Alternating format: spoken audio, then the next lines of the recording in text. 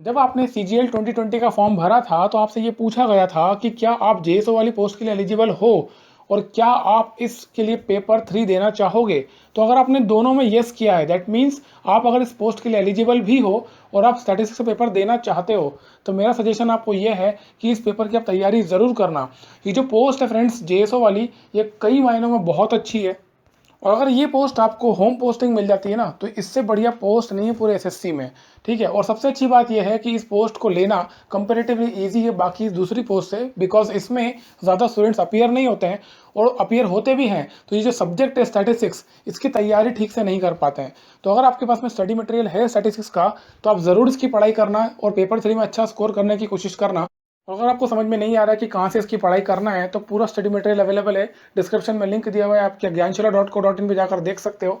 सब कुछ आपको यहाँ पर मिल जाएगा। अगर आप यहाँ पर एनरोल करोगे तो आपको कंप्लीट कोर्स मिलेगा और आपको इसके बाहर जाकर के कुछ भी खरीदने की ज़रूरत नहीं पड़ेगी।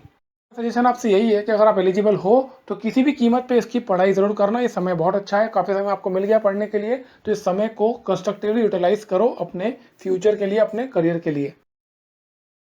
Hello friends, welcome to Gyansheel education. तो दोस्तों, जैसे कि आप लोगों के मन में बहुत सारे सवाल चल रहे हैं एग्ज़ाम की डेट्स को लेकर के, जो कि मैं देख सकता हूं अपने कमेंट सेक्शन में आप लोग बार बार पूछ रहे हो कि एग्ज़ाम की डेट क्या हो सकती है। और एक और नई चीज़ आई है अभी, जो कि मैं इसको ऑथेंटिक नहीं मानता, लेकिन ये कहा जा रहा है कि एसएससी सीजीएल का टियर 1 क्वालिफाइंग हो सकता है या सीएचएसएल का भी टियर 1 क्वालिफाइंग हो सकता है। मतलब क्वालिफाइंग का मतलब ये कि इसकी जो मार्क्स होंगे वो फाइनल मेरिट में ऐड नहीं होंगे। तो दोनों ही चीज़ों पर हम बात करेंगे। सबसे पहले हम डेट के बारे में बात कर लेते हैं कि क्या डेट हो सकती है अब इस समय।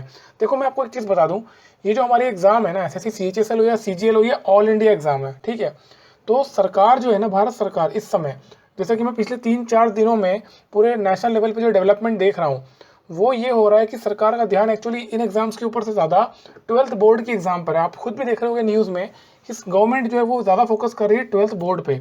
उसका रीज़न भी है क्योंकि 12th के बाद में ना एक करियर तैयार होता है और बहुत ही क्रूशली एग्जाम होता है बोर्ड एग्जाम 12th का स्टूडेंट्स के लिए, और इसी एग्जाम में बहुत बड़ी संख्या में बच्चे इन्वॉल्व भी हैं।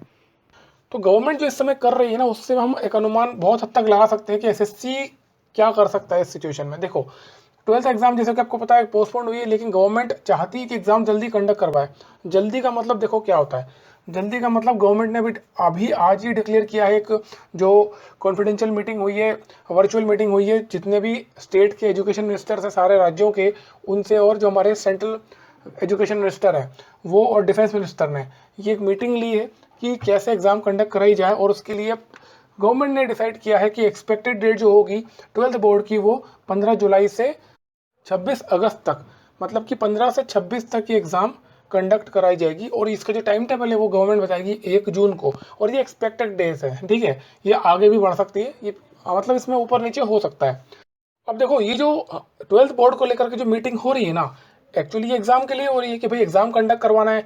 पूरी की पूरी भीड़ एक सेंटर पे जाती है, बहुत सारे बच्चे होते हैं, यूथ है, वो जाएंगे सेंटर पे तो उससे संक्रमण फैल सकता है। तो सरकार इसके ऊपर बात कर रही है, तो इससे ना हमारे एग्जाम का हम अनुमान लगा सकते हैं कि हमारे एसएससी के एग्जाम्स का क्या हो सकता है। अब एक चीज़ आप देखो, जब मीटिंग हो रही है ना तो यहाँ पर हर सेक्शन के अलग अलग विचार निकल के आ रहे हैं। सेंट्रल गवर्नमेंट तो ये कह रही है कि एग्ज़ाम कंडक्ट कराना चाहिए समय पे, लेकिन जो स्टेट गवर्नमेंट्स है, मैंने बहुत सारे स्टेट गवर्नमेंट्स के, चाहे आप महाराष्ट्र के एजुकेशन मिनिस्टर की बात करें, झारखंड के चीफ मिनिस्टर की बात करें, बहुत सारे जो राज्य के शिक्षा मंत्री या मुख्यमंत्री, वो इस पक्ष में नहीं है कि एग्ज़ाम को इस समय कंडक्ट करवाया जाए, क्योंकि उनके बहुत सारे तर्क हैं। जैसे कि कोई स्टूडेंट ही मान लीजिए वो संक्रमित है या उसके परिवार में कोई संक्रमित है, तो ऐसी मानसिक अवस्था में कोई स्टूडेंट अगर एग्ज़ाम देने जा रहा है तो वो उतना अच्छा परफॉर्म नहीं कर पाएगा। और इसके अलावा बहुत सारे दूसरे इश्यूज़ भी हैं, ट्रांसपोर्टेशन के इश्यूज़ हो सकते हैं। कोई ऐसी जगह पे, जैसे कि आपको पता है इस समय पे गाँव में बहुत ज़्यादा संक्रमण है, इस बार शहर से ज़्यादा विलेजेस में ये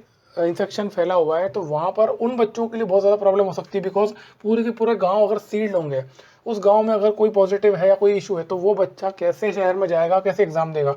तो ये चीज़ है ना, इसके ऊपर बहुत ज़्यादा विचार किया जा रहा है। और क्योंकि देखो एग्ज़ाम लेने वाली एजेंसी सीबीएसई, लेकिन कंडक्ट करवाना तो स्टेट गवर्नमेंट्स को ही है ना। वहाँ पर सेंटर पे सिक्योरिटी हो गया या जो भी चेकिंग वगैरह होती है, बहुत सारी चीज़ें होती है, वो सेंटर अलॉट करना तो स्टेट गवर्नमेंट का काम है। तो राज्य सरकारें बहुत हद तक इसके लिए तैयार नहीं है। फिर भी सेंट्रल गवर्नमेंट एक म्यूचुअल कंसेंसस बना करके इस पे पहुंची है कि वो 15 जुलाई से 26 अगस्त तक एग्ज़ाम कराना चाहती है 12th बोर्ड की। तो ये बात तो हो गई 12th बोर्ड की। वैसे अगर हम बात करें एसएससी की, सीएचएसएल एग्जाम या सीजीएल एग्जाम, ये एग्जाम भी ऑल इंडिया एग्जाम है ना। और ये एग्जाम में बहुत क्रूशियल है, क्योंकि ये एग्जाम डायरेक्ट आपको जॉब प्रोवाइड कराती है। ठीक है, तो ये भी क्रूशियल है। लेकिन दो चीज़ें यहाँ पर हैं। एक चीज़ जैसे मैंने आपको बताया है कि एसएससी के एग्जाम देने वाले बहुत सारे स्टूडेंट्स होते हैं जो कि रिमोट एरिया से आते हैं। तो उन बच्चों के लिए भी सेम सिचुएशन अप्लाई होती है कि कैसे वो एग्ज़ाम सेंटर तक जाएंगे अगर वहाँ पर कोई उनको ट्रांसपोर्टेशन नहीं मिल पा रहा है, या फिर उनके घर में या उनके आसपास कोई पॉजिटिव है, वो कंटेनमेंट जोन में आ रहा है, माइक्रो कंटेनमेंट जोन में आ रहा है। जब उनकी जगह को ही सील कर दिया जाएगा तो बच्चा एग्ज़ाम देने कैसे जा पाएगा। तो ये इशू है। दूसरा, एसएससी की हालत हमको पता ही है। एसएससी एग्ज़ाम कंडक्ट करवाने में एसएससी की क्या हाल है, कैसे वो एग्ज़ाम कंडक्ट करवाती है और कितने इश्यूज़ उनके एग्ज़ाम में आते हैं।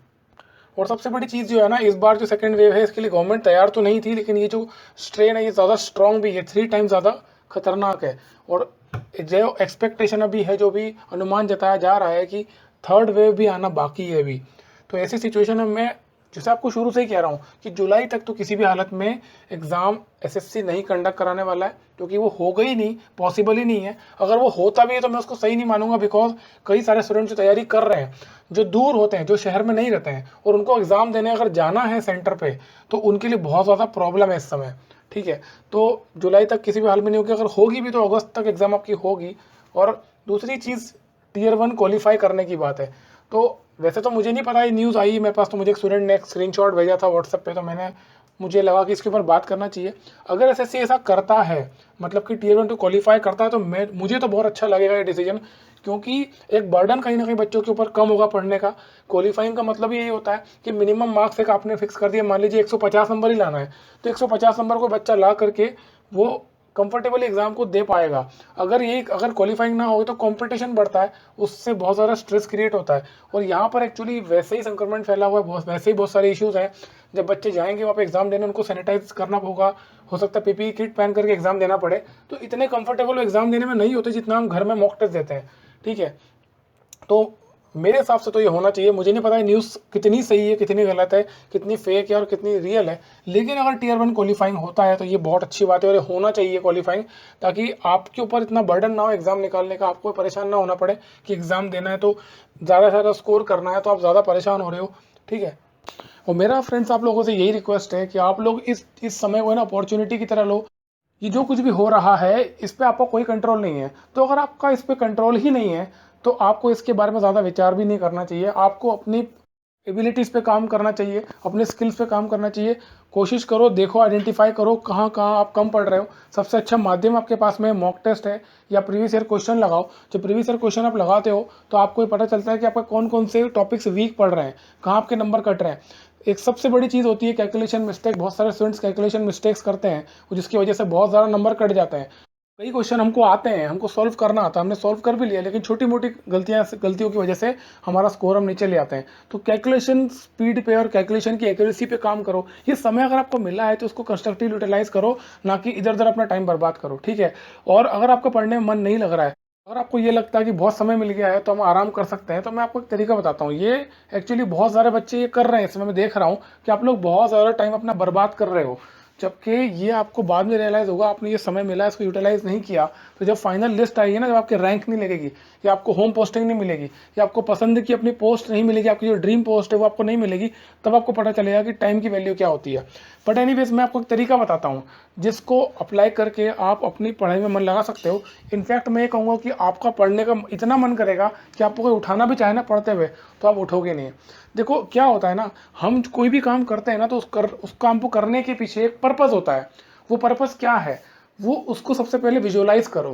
जैसे कि आपका पर्पज़, फॉर एग्जाम्पल हम ले लेते हैं कि आपको जीएसटी इंस्पेक्टर बनना है, तो जीएसटी इंस्पेक्टर बनने के लिए क्या करना पड़ेगा, अच्छा स्कोर लाना पड़ेगा। आप अच्छा पढ़ भी लिए, मान लीजिए अच्छा स्कोर ले भी आए, लेकिन आपका इतना अच्छा स्कोर नहीं आया कि आपको अपना होम स्टेट मिल जाए। मान लीजिए आप हरियाणा के रहने वाले हैं और आपको हरियाणा के अंदर ही जीएसटी इंस्पेक्टर बनना है, जो कि आप चाहोगे ही, बट अगर नहीं मिला तो ठीक है, तो सबसे इंपॉर्टेंट चीज़ है, इस चीज़ को दिमाग में बार बार घुसाया करो, बार बार इस चीज़ के बारे में सोचा करो, रिपीटेडली इसको सोचो। अपने आपसे बार बार एक सवाल करो कि अगर मान लो आपको आपका होम स्टेट नहीं मिला, और अगर आपको आपका जो आपको जॉब चाहिए, ड्रीम पोस्ट, आपकी ड्रीम पोस्ट नहीं मिली, तो आप क्या करोगे, क्या आपका होगा। जब तक आप इस चीज़ को बार बार नहीं सोचोगे तब तक आपके अंदर एक चिंता नहीं पैदा होगी कि आपको पढ़ना है। क्योंकि देखो, एक सिंपल सा लॉजिक आपको बता देता हूँ मैं। एग्ज़ाम अगर आपको क्लियर करनी है तो अच्छे रैंक के साथ क्लियर करो, अच्छे स्कोर के साथ क्लियर करो। अगर आप खराब रैंक से अगर एग्ज़ाम क्लियर कर रहे हो ना, तो that is as good as not clearing the exam. फिर इससे अच्छा है कि एग्ज़ाम में बैठो ही मत। क्योंकि अगर आपको खराब रैंक से क्लियर करने का मतलब है कि आपको कहीं भी उठा के फेंक देंगे पूरे इंडिया में, जाके 6 महीने 8 महीने नौकरी करोगे, परेशान हो जाओगे, और अल्टीमेटली क्या करोगे, छोड़ के आ जाओगे। क्योंकि आप ऐसी सिचुएशन में काम ही नहीं कर पाओगे। आप हरियाणा के रहने वाले हो, उत्तर प्रदेश के रहने वाले हो, आप तमिलनाडु में काम नहीं कर पाओगे, मेरा विश्वास करो। मजबूरी की बात अलग होती है, कोई ऑप्शन ही नहीं रहा तो करो ही। बट उस समय ये रियलाइज़ आपको होने वाला है कि यार उस समय अगर थोड़ी सी एक्स्ट्रा एफर्ट लगा लिए होते, थोड़ी सी मेहनत कर रही होती, तो यही जो पोस्ट है, यही पोस्ट मुझे अपने होम स्टेट में मिल रही होती।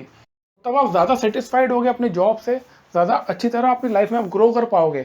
और उसी को एक बैलेंस लाइफ बोलते हैं कि आपने जो चाहा वो आपको मिल गया। यही तो अचीवमेंट है लाइफ में। आधा अधूरा मिलने का मतलब क्या, आधा अधूरा मिला मतलब कि नहीं मिला। ठीक है, तो सबसे पहली चीज़ है, इस चीज़ को बार बार सोचा करो कि अगर आपको आपको एग्ज़ाम क्लियर करना है तो आपको ऐसे क्लियर करना है कि आपको जो ड्रीम पोस्ट है वो भी मिले, और उसके साथ में आपको जहाँ पोस्टिंग चाहिए वहाँ पोस्टिंग मिल जाए। और इसके लिए फ्रेंड्स क्या करना पड़ेगा, अच्छी रैंक आना चाहिए। अच्छे रैंक के लिए क्या करना पड़ेगा, अच्छा स्कोर लाना पड़ेगा। और अच्छा स्कोर अभी सामने हमारे सामने क्या है, टियर 1 है। टियर 1 में पूरी ताकत झोंक दो और अच्छी तरह से क्वालिफाई करने की कोशिश करो। और एक चीज़ ध्यान रखना, टियर 1 में जितने ज़्यादा अच्छे नंबर है ना, उतना ही कम बर्डन टियर 2 में होता है। अगर टियर 1 आपने अच्छा स्कोर कर दिया तो आपको टियर 2 में ज़्यादा परेशान नहीं होना पड़ता है। अगर टियर 1 में नंबर कम आए ना, तो इसका प्रेशर बढ़ जाता है टियर 2 के ऊपर। ये सबसे बड़ा, या आप पूछ लेना जितने भी लोग ऑलरेडी एग्जाम दे चुके हैं पिछली बार 2-3 सालों में, जितनी बार वो दे चुके हैं, ये वो फेस करते हैं कि टियर 1 का कम स्कोर आगे चल के वो प्रेशर क्रिएट करता है आपके ऊपर। ठीक है, तो क्वालिफाइंग टियर 1 होगा या नहीं होगा ये अलग मैटर है, शायद ही और हो जाए तो भी ठीक है, बट आपको पढ़ाई अच्छे से करना है। ठीक है, और बहुत सारे स्टूडेंट्स ऐसे होंगे जो कि जेएसओ वाली पोस्ट के लिए एलिजिबल होंगे, जिन्होंने फॉर्म में पॉइंट नंबर 18 पॉइंट नंबर 19 में यस लिखा होगा, वो तो डेफिनेटली उनका अगर टियर 1 क्लियर होता है और जेएसओ का कट ऑफ क्लियर होगा तो उनका एडमिट कार्ड आएगा टियर 2 पे, जिसमें उनको पेपर 3 देना होगा। तो अगर आपने उसके लिए प्रिपरेशन स्टार्ट नहीं की है, मेरा सजेशन आपको ये है कि आप उसकी तैयारी शुरू कर दो। जो भी स्टडी मटेरियल आपके पास में अवेलेबल है, अगर आपके पास नहीं है स्टडी मटेरियल तो हमारा कोर्स अवेलेबल है, वहाँ से पढ़ाई कर लो। और अगर आपके पास में खुद के पास कोई स्टडी मटेरियल है तो उससे पढ़ाई करो, लेकिन इस पोस्ट के लिए पढ़ाई ज़रूर करना। मैं कई बार से कह रहा हूँ, कई सारे स्टूडेंट्स ऐसे हैं जो इसके लिए पढ़ते नहीं हैं। जो पोस्ट है ना जेएसओ की, ये कई मायनों में बहुत अच्छी बाकी सारी पोस्ट है। और जो जब आप ज्वाइन करोगे इस डिपार्टमेंट तब आपको पता चलेगा कि कितने सारे बेनिफिट्स इस पर्टिकुलर पोस्ट में जो किसी और पोस्ट में नहीं मिलते हैं। बस होता क्या है ना, इसके लिए आपको एक अलग से पेपर देना होता है स्टैटिस्टिक्स का, और उस पेपर की तैयारी नहीं करने के चक्कर में आप इस पोस्ट से वंचित हो जाते हो। जबकि इस पोस्ट को आप ले लो अपने और आपको होम पोस्टिंग मिल जाए तो ये बहुत प्यारी पोस्ट है। ठीक है, तो स्टैटिस्टिक्स की तैयारी ज़रूर करना। अगर आप इसके लिए एलिजिबल हो और पेपर देने वाले हो तो इसकी प्रिपरेशन अभी से स्टार्ट कर दो, क्योंकि ये समय अच्छा है, खाली समय मिला है, इसमें आप स्टैट्स की पढ़ाई कर सकते हो। आप एक पूरा सब्जेक्ट आप तैयार कर सकते हो, ताकि जब भी टियर 1 होगा तो आपको टियर 1 के बाद केवल रिवीजन करना होगा। क्योंकि वैसे भी आप जानते हो जनरली एसएससी क्या कर रहा है, टियर 1 के बाद में टियर 2 में बहुत समय नहीं देता है, तो टियर 1 के बाद बहुत जल्दी टियर 2 हो जाता है, और आजकल तो टियर 3 भी साथ में ही हो रहा है। तो उस समय आपके पास में समय नहीं होता है कि आप नया सब्जेक्ट उठाओ और उसकी तैयारी करो। तो ज़्यादा बेहतर है कि इस समय आप अभी से आप तैयारी शुरू कर दो, अभी से पढ़ना शुरू कर दो, ताकि आपके ऑलरेडी एक सब्जेक्ट तैयार हो जाएगा और उस समय आपको केवल रिवीजन करना होगा। ठीक है, तो इसीलिए मेरा सजेशन आपको है कि स्टैटिस्टिक्स की तैयारी ज़रूर करना, इसको पढ़ना अच्छे से, और ऐसा पढ़ना कि अच्छा इसमें स्कोर कर पाओ, ताकि आप ओवरऑल आपकी रैंक अच्छी हो और आपको आपकी होम पोस्टिंग मिल जाए। ठीक है, तो इस वीडियो में यहाँ तक इतना ही था। इस वीडियो को पूरा देखने के लिए थैंक यू सो मच।